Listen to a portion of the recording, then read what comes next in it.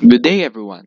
I am Joel Philip D. Lamela, a third-year Bachelor of Science in Electrical Engineering student from Iloilo Science and Technology University. Today, we will discuss what is the CPU architecture all about. First, what is the Central Processing Unit, or the CPU? The CPU is the brain of the computer system. It handles all the computation that needs to be done within the system, and it does what we program them to do. Basically, the CPU is the brain and the one that makes the computer system function. Next, we will discuss the important terms within this presentation. The instruction set architecture. The instruction set architecture, or the ISA, defines the set of instructions inside the software. It is the language of the computer. Next is the bug. The bug are errors found within the computer. Then, the compiler. The compiler is the one that translates our language to the computer language. Next, the three main CPU systems. These are the main memory, which stores the data and the instructions, the CPU, which decode and execute the instructions, and the I/O interface, or the input and output interface. Next is the cache. The cache keeps copies of the main memory in local copies so that it will be easier to find the instructions found in the main memories, and it will not go directly to the main memories if the instruction is there but to the cache. Next is the micro operation. The micro operation transforms low level instructions to implement complex instructions. Lastly is the Moore's law. The Moore's law states that the shrinking of the transistors into a lesser and compact size than it was before. Now we'll discuss a short history about the computer. The first computer was the ENIAC, the Electronic Numerical Integrator and Computer. This was found in the 1945 with the use of the vacuum tube technology. This weighs about 20 tons and 1800 square foot wide.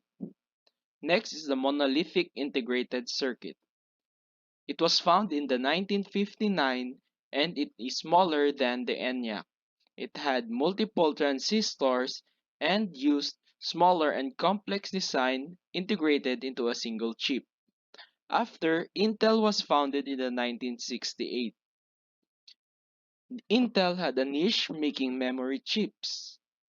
Then they founded the Intel 44, which was found in 1971. It was used mainly for calculations.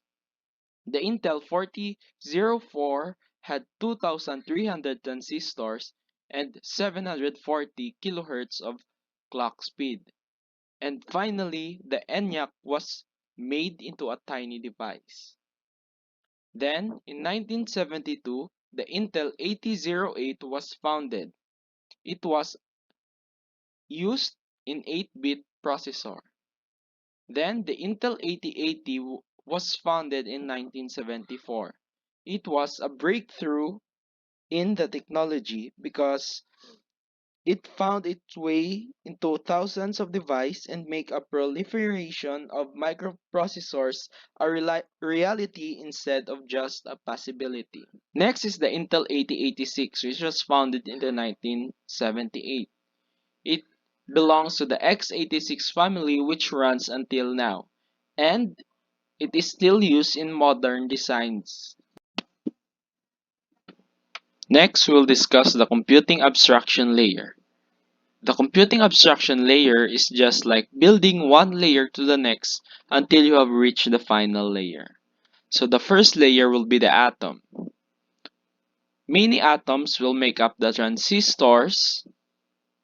Then the transistors will become the logic gates, which performs the Boolean logic operators. Then the functional blocks, which are many logic gates come together. Then the execution units, the one that will execute. Then the microarchitecture, the one that is the design aspect, then the instruction set architecture, which we have defined earlier, being the language of the computer. After that, the operating system, the one that operates, then the program language or the specific language of the program and how it conveys the information being received, then the application itself.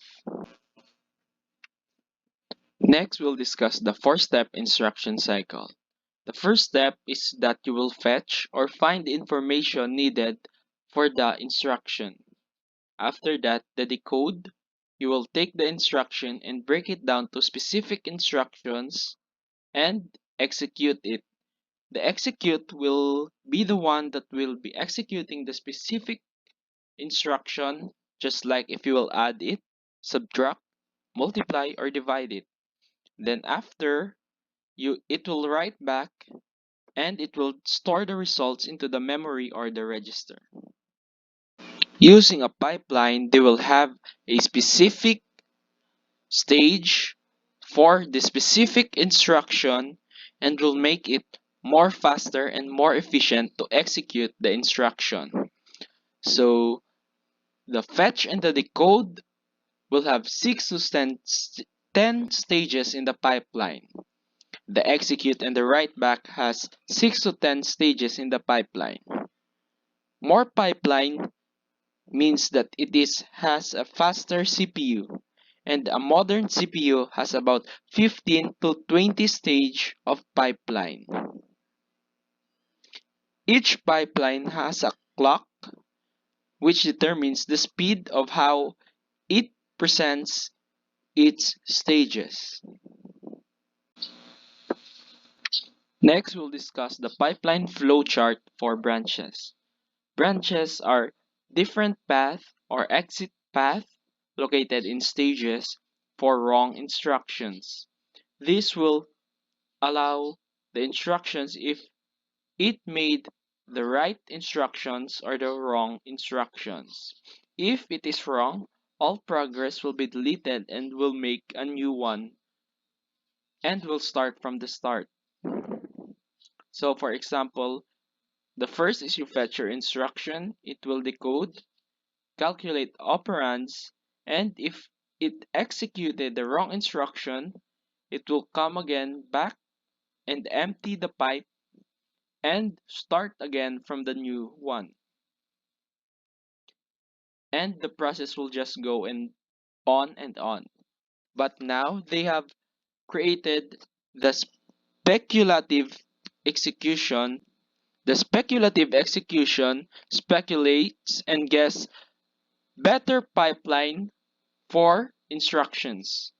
It has a near perfect accuracy which produces better and accurate results so that the process information will not go to waste. Now we'll discuss the front end and the back end of the four-step instruction cycle. The front end includes the fetch and the decode, and the back end includes the execute and the write back. The front end, in short, is learning from past behavior on how the future behavior will react. So the front end ensures enough instructions for the back end to execute. The final output of the front end will be the micro operations.